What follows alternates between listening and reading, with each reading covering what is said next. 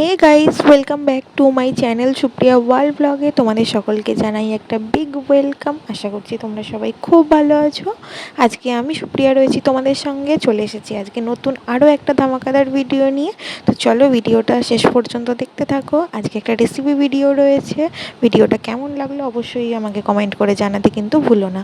তো চলো ভিডিওটা দেখো আর শেষ পর্যন্ত ভিডিওটা দেখতে থাকো। আজকে কিন্তু আমি বানাচ্ছি জন্মাষ্টমীর স্পেশাল মুচমুচে তালের বড়া, যেটা আমি প্রসেসিংটা তোমাদের দেখাবো। একের পর এক আমি কী উপকরণ ব্যবহার করেছি সবটাই কিন্তু তোমাদের সঙ্গে শেয়ার করব। তাই ভিডিওটা স্কিপ করো না, শেষ পর্যন্ত কিন্তু দেখতে থাকো। আর ভালো লাগলে অবশ্যই কিন্তু লাইক কমেন্ট শেয়ার করে দিও।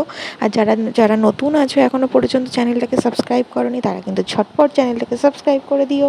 তো চলো ভিডিওটা শুরু করা যাক। Let's start.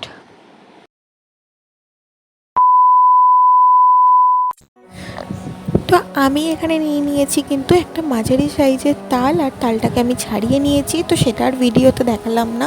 তো আমি একটা মাঝারি সাইজের তালকে ছাড়িয়ে নিয়ে তাল শাঁসটাকে বের করে নিয়ে কিন্তু সেটাকে একটু ফুটিয়ে নিয়েছিলাম। এবার সেই ফুটিয়ে নেওয়া তালটাকে ঠান্ডা করে তার মধ্যে মিশিয়ে দিলাম চিনি।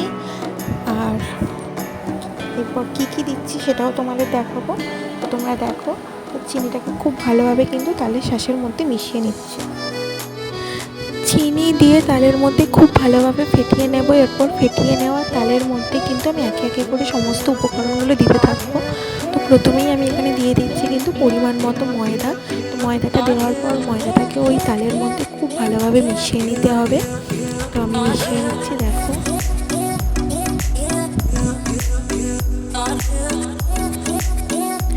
ময়দাটা তালের সঙ্গে খুব ভালোভাবে মিশিয়ে নেওয়ার পর এরপর আমি কিন্তু এটা দিয়ে দেবো রাইস পাউডার। তো এখানে আমি কিন্তু আতপ চালের গুঁড়ি ইউজ করেছি, পরিমাণ মতোই আপনারাও দেবেন সেটাতে।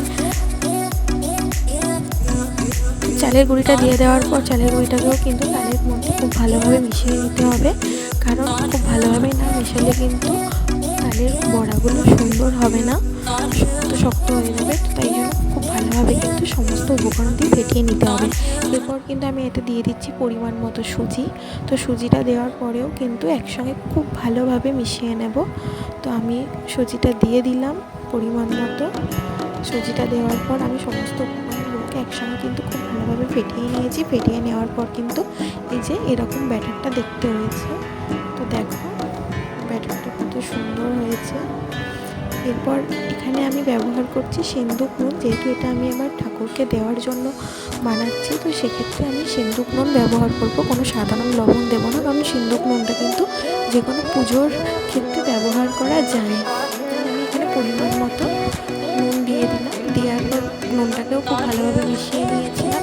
এরপর আমি এখানে দিয়ে দেবো কিন্তু মিল্ক পাউডার। তো আমি এখানে আমুল দুধ ইউজ করেছিলাম। গুঁড়ো দুধটাকে দেওয়ার পরেও খুব ভালোভাবে মিশিয়ে নেব তালের মধ্যে। সমস্ত উপকরণ কিন্তু এভাবে খুব ভালোভাবে মিশিয়ে নিতে হবে। আমি পুরো দুধটা দিয়ে দিয়েছিলাম প্যাকেট।